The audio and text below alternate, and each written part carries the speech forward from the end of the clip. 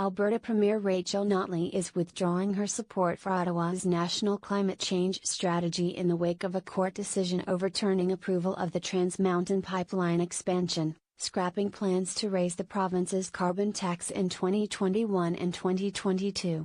In a televised speech on Thursday evening, Ms. Notley said the Trudeau government should call an emergency session of Parliament. The Alberta Premier is also calling on the federal government to appeal the Trans Mountain case to the Supreme Court of Canada. "Alberta has done everything right and we have been let down," the Premier said. "It's a crisis. The move means Alberta will now not move ahead to raise the province's current carbon tax of $30 a ton to $40 a ton by 2021, or to $50 a ton in 2022, as per the federal climate change plan schedule. Although the planned carbon levy increase is still 3 years away, the decision is a blow to Prime Minister Justin Trudeau's push for national consensus on climate policy in the years ahead. Already, Conservative governments in Saskatchewan and Ontario have said they will fight Ottawa in the courts on carbon pricing. Ms. Notley's announcement comes in response to the Trans Mountain decision likely to stall or kill the contentious pipeline expansion, a significant loss for Ms. Notley, who has guaranteed the line will be built. The Alberta Premier said she had a private conversation with Mr. Trudeau on Thursday where she told him of her position. In her live address, she said if Ottawa acts boldly and gives this crisis the attention it deserves, construction on the pipeline expansion project to ship oil to international markets could restart again early in 2019. No one in Canada should accept that the only way to sell Canada's resources is through the US, she said. No other country on earth would accept this and Canada shouldn't either, especially when we are doing it to ourselves. The federal government declined to comment Thursday night on Ms. Notley's statement. The Federal Court of Appeal found that the Liberal government failed to adequately consult First Nations whose rights are affected by the pipeline expansion, while the National Energy Board failed to properly consider increased tanker traffic. Alberta officials believe the federal government can introduce legislation to explicitly declare the NUB is not required to look into marine shipping impacts as part of its regulatory process, and was not required to do so in respect to the Trans Mountain application. The decision to nullify Ottawa's approval of the Trans Mountain project is a political punch in the gut to Ms. Notley's NDP government. Already, Ms. Notley's New Democrats have been polling well behind Jason Kenney's United Conservative Party. Mr. Kenney says he would scrap the carbon tax completely, as it renders the province's oil and gas industry uncompetitive relative to other crude-producing jurisdictions. The court's decision is out of the Alberta Premier's control. Still, voters could punish her NDP for it in the 2019 election.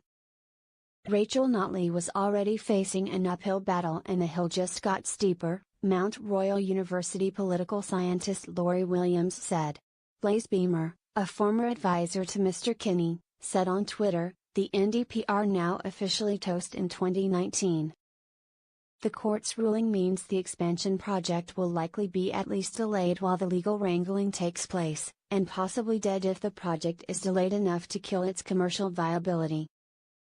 And while the federal Liberal government will also wear this decision, and the $4.5 billion Ottawa has agreed to invest in the current pipeline and the expansion, the Prime Minister can find other political wins on NAFTA or other parts of the economy before he faces voters in late 2019, Ms. Williams noted.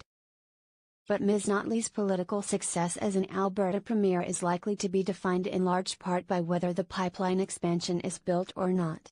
Polls have shown Albertans closely identify the construction of a new pipeline project with the economic health of the province. As a single issue, it's not as consequential for Justin Trudeau as it is for Rachel Notley, Ms. Williams said. Ms. Notley's government had defined its pipeline strategy as one in which it would work as an ally to the Trudeau Liberals, agreeing with Mr. Trudeau as he repeated his catchphrase "protecting the environment and growing our economy go hand in hand."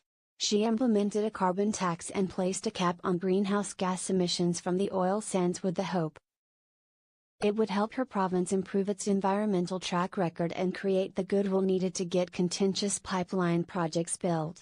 That strategy was a clear break with Alberta progressive conservative governments of the past, which had nearly perfected the art of winning political points at home through open battle with Ottawa Liberals on energy issues. Ms. Notley was also counting on extra revenue from a pipeline expansion to help her government rein in successive deficits and balance the budget within 5 years. In March, the government forecast the addition of Enbridge Incorporated's Line 3 replacement operating in 2020 and the building of the Trans Mountain expansion by 2021 would lift Alberta's GDP by about 1.5% to 2% by 2023. The oil sands are Canada's fastest growing source of greenhouse gases, and amongst the provinces, Alberta is the country's largest GHG emitter. Ms. Notley said without Alberta on board with Ottawa's climate plan, the strategy isn't worth the paper it's written on. On Thursday, Mr. Kinney called the court decision devastating and said it is likely to increase the alienation and separation many Albertans feel from the rest of the country. He said Ms. Notley has too often, in recent months, held media events at which she has boasted that the project would get built. Our premier has been running around the province spiking the football and high-fiving her colleagues about a pipeline that isn't 1 inch closer to construction. Kinder Morgan tweeted this week that construction had just begun. The pipeline expansion is so important to Ms. Notley. The province's coffers and the Alberta economy as a whole, because a large portion of the oil from Alberta's oil sands sells at a discount to other types of crude.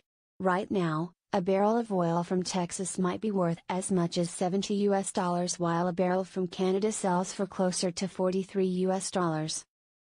This is owing in part to the extra upgrading required for Canada's heavy oil, but also because of the long distances to transport Alberta oil to markets and congested pipelines.